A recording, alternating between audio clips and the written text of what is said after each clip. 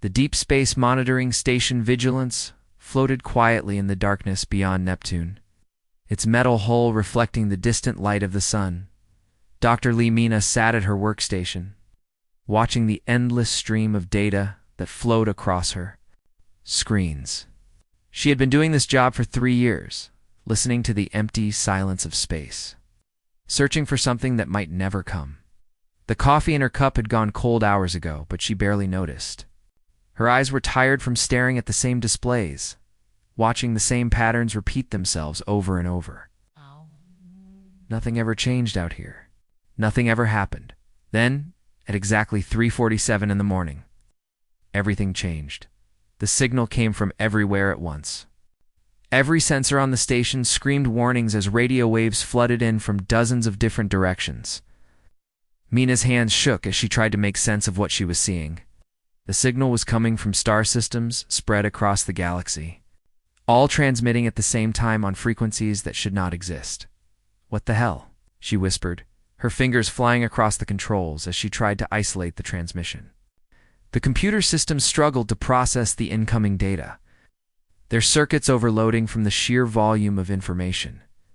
Commander Park Ji-ho was sleeping in his quarters when the emergency alarm began to wail. Out of bed and pulled on his uniform, his mind already racing through the possibilities. In 15 years of deep space operations, he had never heard that particular alarm. It meant only one thing: first contact. He found Mina in the communication center, her face pale in the blue glow of her screens. "Talk to me," he said, settling into the chair beside her. "The signal is coming from 43 different star systems," she said, her voice barely steady. "They're all broadcasting the same message on the same frequency. The computer is trying to decode it now, but the language is completely alien." Park watched the data stream across the monitors, feeling a chill run down his spine. Humanity had been listening to the stars for over 2 centuries, hoping to find proof that they were not alone in the universe. Now that proof was flooding their sensors. It was terrifying. The translation program worked slowly, matching alien words to concepts that human minds could understand. As the message began to take shape, Mina felt her heart sink. This was not the peaceful first contact that humanity had always imagined. To any species capable of warfare, the message began, the words appearing on the screen one by one. "We are the Galactic Council, representing 47 peaceful civilizations. An ancient threat has awakened. The Devourers have returned, and they consume everything in their path."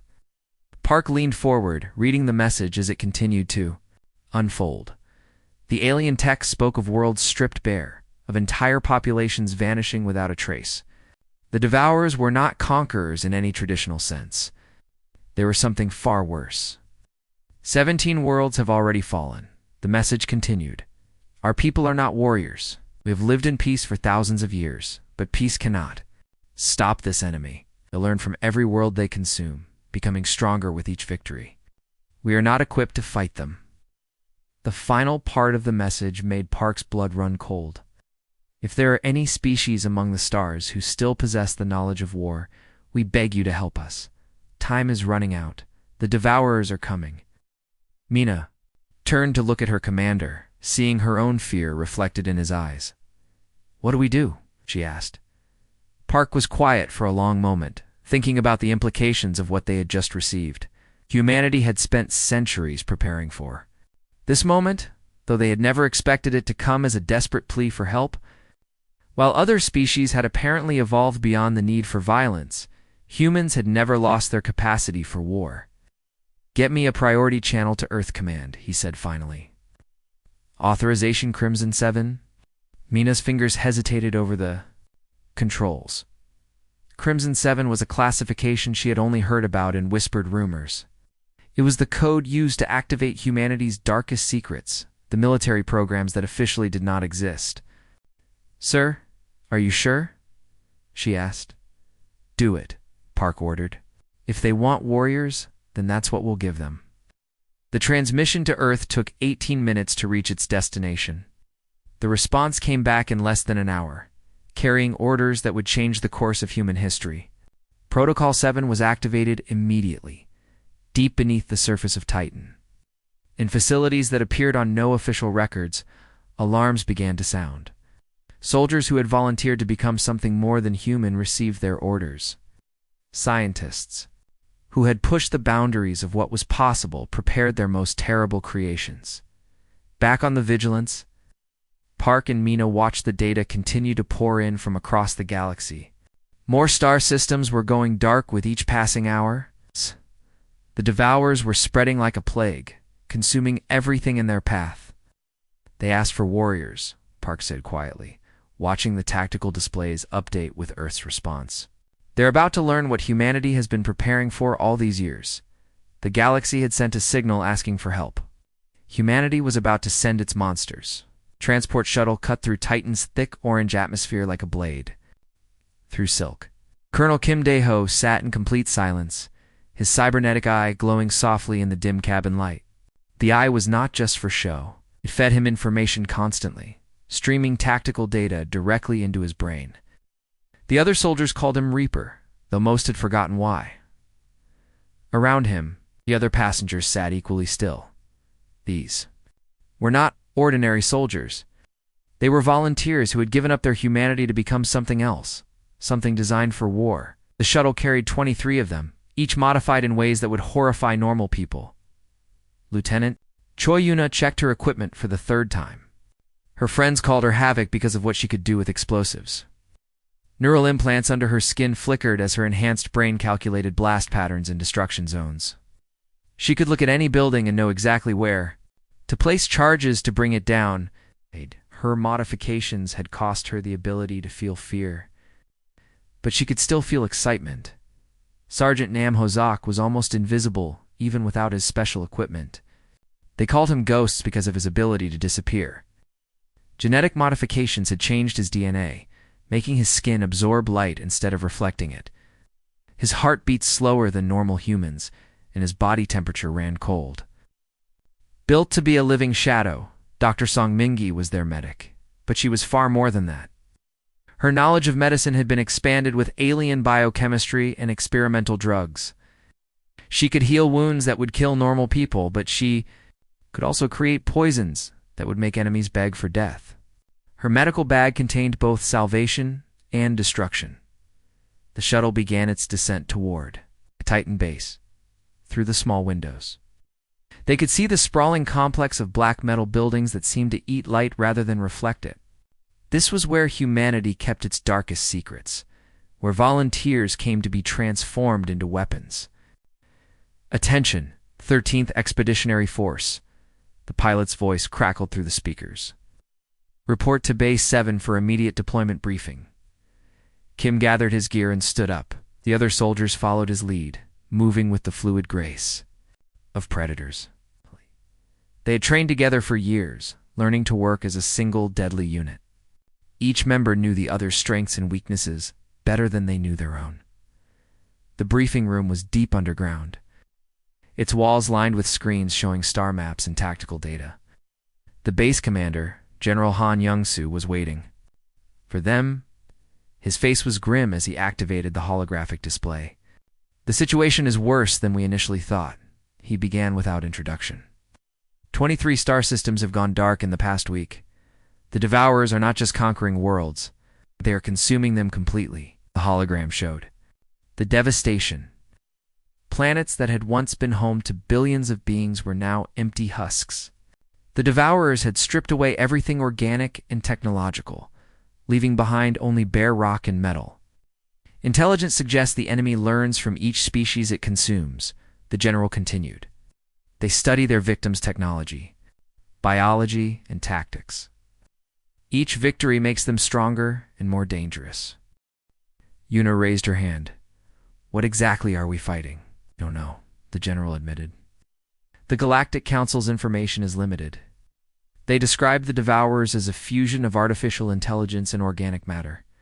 They appear to be machines, but they incorporate biological components from the species they consume." Ghost spoke up, his voice barely above a whisper. "How do we kill something that learns from everything it fights?" "That's what we're going to find out," Kim said, his cybernetic eye processing the tactical data. "The enemy has never faced humans before, They don't know our capabilities or our willingness to sacrifice. Ah, the general nodded. Your first mission is to reinforce the Kepler 442 system. The Zephyrians are making their last stand there. The Galactic Council wants us to help evacuate civilians, but your real mission is to study the enemy. Song looked at the medical data. On her tablet, the Zephyrians are an insectoid species. Their biology is completely different from ours. The Devourers are adapting to consume them. They might not be prepared for human physiology. That's what we're counting on, Kim said. Load up. We deploy in 6 hours. As the team prepared their equipment, each soldier thought about what they were about to face. They had volunteered for this program knowing they might never return. The modifications that made them effective also made them outcasts from normal. Human society. Kim checked his weapons one final time. His rifle was equipped with ammunition that could penetrate alien armor. His sidearm fired rounds that would expand and fragment inside targets. His combat knife was made from materials that could cut through most known substances, but their greatest weapon was not their equipment. It was their willingness to do whatever was necessary to win. Other species had evolved beyond violence, but humanity had refined it into an art form. They understood that sometimes the only way to protect innocent life was to become monsters. The transport ships were waiting on the launch pads, their hulls bristling with weapons that violated several galactic conventions. As the 13th Force boarded their vessel, each soldier knew they were about to become part of something that would either save the galaxy or damn it. The monsters were awake. They were going to war. The human fleet dropped out of hyperspace. At the edge of the Kepler 442 system, like a pack of wolves arriving at a battlefield, Captain Jung Sung-ho stood on the bridge of the flagship Nemesis, watching the tactical displays update with information about the chaos ahead. The Zephyrian homeworld was under attack, and the Devourers had already begun their horrible work. Captain? We're receiving a transmission from the Galactic Council ship, his communications officer reported. The main screen flickered to life, showing the face of Ambassador Veltar, a tall insectoid being with multifaceted eyes that reflected fear and confusion. Human vessels. We were not expecting such a response to our call for aid. Sung-ho kept his expression neutral. You asked for warriors, Ambassador. We don't know how to be anything else. The truth was visible on every scanner. It's a human. Fleet carried weapons that made the Galactic Council ships look like toys. Plasma cannons that could crack planets. Missile systems loaded with warheads that bent the laws of physics. And shielding technology that had been developed specifically for fighting unknown enemies. We are grateful for your assistance, the ambassador continued, but we had hoped for evacuation ships and medical supplies. Your vessels appear to be weapons of mass destruction. They are, Sunho replied without emotion. And we're going to use them. Below them, the 13th Force prepared for deployment. Kim Dae-ho stood in the shuttle bay, watching his team make final preparations. The planet's surface was a nightmare of twisted metal and organic matter where the Devourers had established their processing facilities. Remember, Kim told his soldiers, we're not just here to fight. We need to learn how these things operate. Every piece of information we gather could save billions of lives. The stealth pods launched from the Nemesis like deadly seeds, invisible to most sensors as they pierced the planet's atmosphere. The Zephyrian cities had been beautiful once, their architecture following the natural curves of insect biology. Now they were corrupted, transformed into something that hurt to look at. Ghost voice whispered through the CUM system. Visual contact with processing facility. 2 kilometers northeast. I count. Jesus, there must be thousands of them in there. Kim used his cybernetic eye to zoom in on the structure. It was a fusion of technology and biology that made no sense.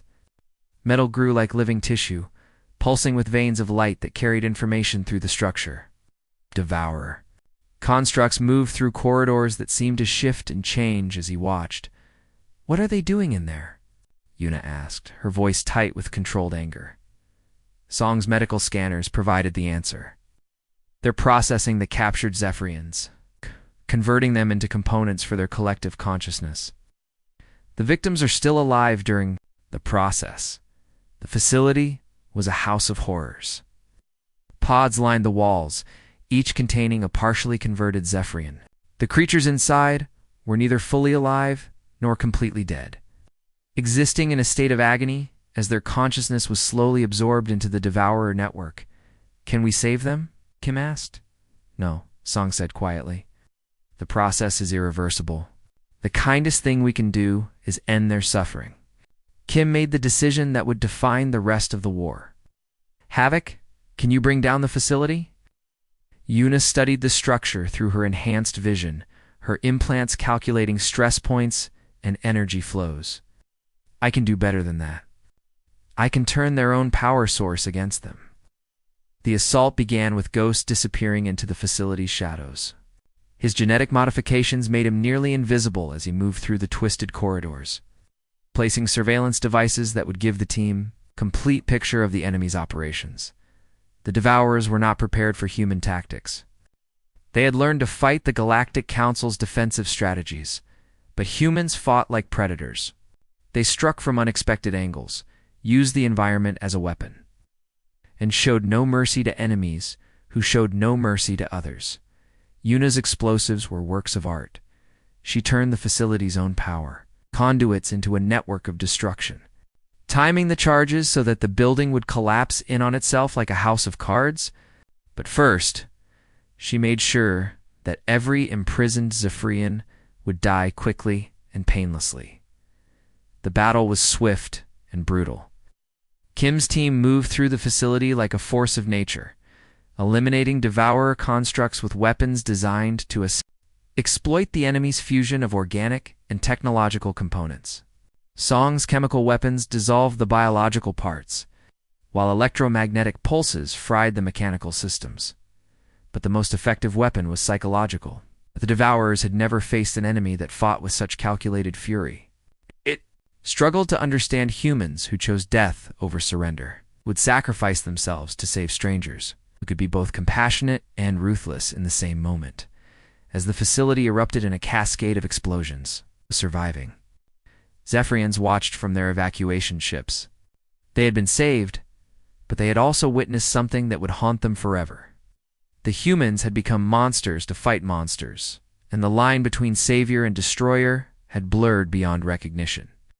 "First contact successful," Kim reported to the fleet. "We've learned what we need to know." The Devourers could be killed, but it would require humanity to embrace its darkest nature. The war for the galaxy had begun, and it would be fought with weapons that civilized species had forgotten how to use. 3 months had passed since the first battle at Kepler 442, and the war had spread across 17 star systems. Colonel Kim Dae-ho stood in the briefing room aboard the Nemesis, studying holographic displays that showed the campaign's brutal progress.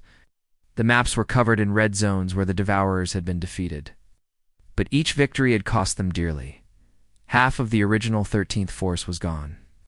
The empty chairs around the briefing table told the story better than any report. Brave soldiers who had volunteered to become weapons had paid the ultimate price. New faces had taken their places, fresh volunteers who knew they were signing their own death warrants. "The enemy is adapting," Dr. Song reported, her voice tired but determined. Dark circles under her eyes showed the strain of 3 months of constant combat. But they're also making mistakes. Their collective consciousness gives them incredible processing power, but it creates blind spots too. Kim nodded, his cybernetic eye processing the tactical data floating in the air around them. Devourers had started making errors when facing human forces. They could analyze vast amounts of information, but they struggled with human unpredictability. "Don't understand sacrifice," said Lieutenant Park Soo-ho, one of the new replacements. "When we lost Jenkins at Proxima Station, he detonated his entire ammunition supply to take out their command node. The Devourers spent 3 days trying to calculate why he did it, 'cause they've never faced anything like us," Kim replied. "Every other species they've fought has been logical and defensive. We're neither." The breakthrough had come from an unexpected source. During a raid on a Devoured communication hub, Ghost had discovered something extraordinary. Before his death, 2 weeks ago, he had managed to download the location of what the enemy called a brain hub, a massive space station that coordinated attacks across multiple star systems. It's their central nervous system, Song explained, pointing to the holographic display. Destroy it, and we can cripple their coordination across 6 different sectors. The station was a nightmare of alien engineering, a structure that existed, partially in normal space and partially in dimensions that human science barely understood. It was defended by thousands of devourer constructs and protected by energy shields that could deflect planet-killing weapons. It's a suicide mission, Kim told his team as they prepared for deployment. The station's core is buried deep inside their network. We'll have to fight through the heart of their collective consciousness. Yuna checked her demolition charges one final time. We've been living on borrowed time since we volunteered for this program. At least now we can make it count for something. The assault began with a coordinated attack by the human fleet. While the Nemesis and her sister ships engaged the station's outer defenses, the 13th Force launched in stealth pods toward the structure's core. The journey through space was eerily quiet, but Kim knew that hell was waiting for them inside. The station's interior defied physics. Corridors twisted in impossible directions, and gravity seemed to change based on the observer's position. The walls were alive, pulsing with veins of light that carried information through the structure like blood through arteries. "Stay together," Kim ordered as they moved deeper into the station. "Don't trust what you see. The enemy is trying to confuse us." The first devourer constructs they encountered were unlike anything they had faced before. These were the elite. Units created from the best technology and biological components the enemy had absorbed. They moved with deadly grace, their weapons firing energy beams that could cut through the team's armor. But the humans had advantages the devourers couldn't anticipate. Yuna's explosives were designed to disrupt both mechanical and biological systems. Song's chemical weapons attacked the organic components while her electromagnetic grenades fried the technological parts. Kim's cybernetic eye allowed him to see through the enemy's attempts at deception. The battle through the station's corridors was a nightmare of violence and sacrifice. New recruit Park Suho died holding a choke point, his body torn apart by enemy fire as he bought time for the others to advance. Sergeant Li Guan fell in the reactor section, her final act turning the station's own power grid against its defenses. But their sacrifices were not in vain. Each death brought the survivors closer to their goal, and each fallen soldier had weakened the enemy's defenses. Devourers were learning, but they were learning too slowly. Kim reached the brain hub's core alone, his team scattered or dead behind him. The chamber was vast, filled with pulsing organic machinery that processed information from across the galaxy. At its center was a structure that looked like a massive brain made of metal and flesh. "Upload the virus," Song's voice crackled through his cum system. She was dying somewhere in the station's depths, but her final gift was a computer program designed to destroy the collective consciousness. Kim connected his equipment to the central processor and began the upload. The virus spread through the network like wildfire, attacking the connections between the brain hub and the distant devourer forces. Across 6 star systems, enemy coordination began to collapse. The station shuddered as its systems failed. Kim felt the structure begin to tear itself apart, but he stayed at his post until the virus upload was complete. The 13th Force had found the enemy's weakness, and humanity would use it to win the war. The art of war was about more than weapons. Tactics. It was about sacrifice, courage, and the willingness to pay any price for victory. The final battle took place in a star system at the edge of the galaxy, where the Devourers had built something that defied imagination. The megastructure was larger than most planets, a twisted creation of metal and flesh that stretched across space like a mechanical cancer. Its purpose was terrifying in its simplicity: to consume entire stars and use their energy to spread across the universe.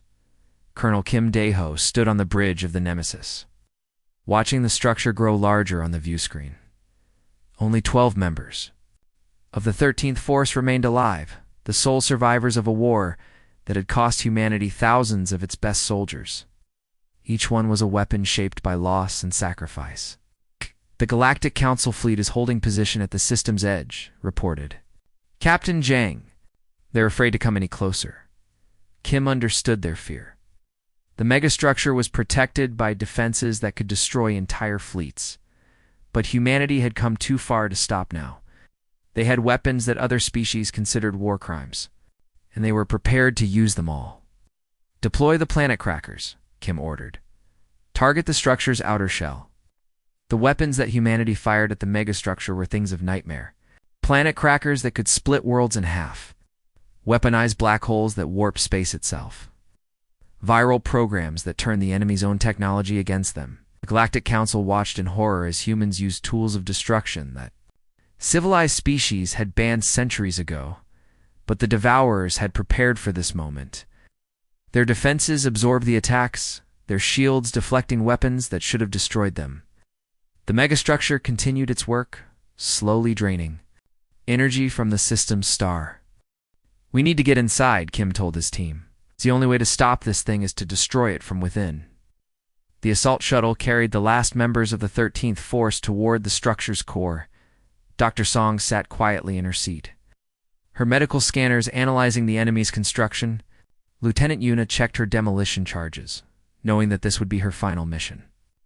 The others prepared their weapons and said they're silent. Goodbyes. The megastructure's interior was a maze of corridors that seemed to stretch forever. The walls were alive, pulsing with veins of light that carried information through the structure. The air hummed with the sound of machinery processing the energy of a dying star. "The core is 20 kilometers deeper," Song reported, studying her scanner readings. "But there's something else. I'm detecting organic signatures that don't match the Devourer's usual patterns." They fought their way through defenses that adapted to their tactics in real time. The Devourers had learned from every battle, incorporating human strategies into their own combat systems. But humans still had one advantage: their willingness to sacrifice everything for victory. Yuna died in a corridor filled with enemy constructs, her explosives taking out a dozen opponents as she fell.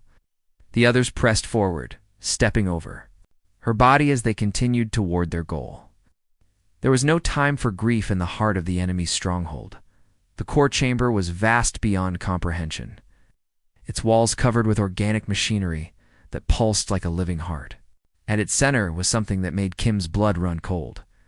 A massive structure that looked like a brain made of metal and flesh, but surrounded by pods containing the preserved remains of an alien species.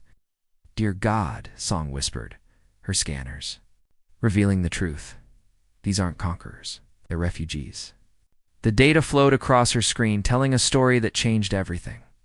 The Devourers had once been the Kethmori, a peaceful civilization that faced extinction from a cosmic disaster.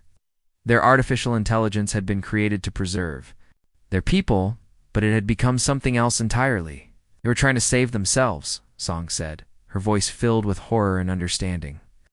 The AI was supposed to protect them, but it decided that the only way to survive was to absorb other species.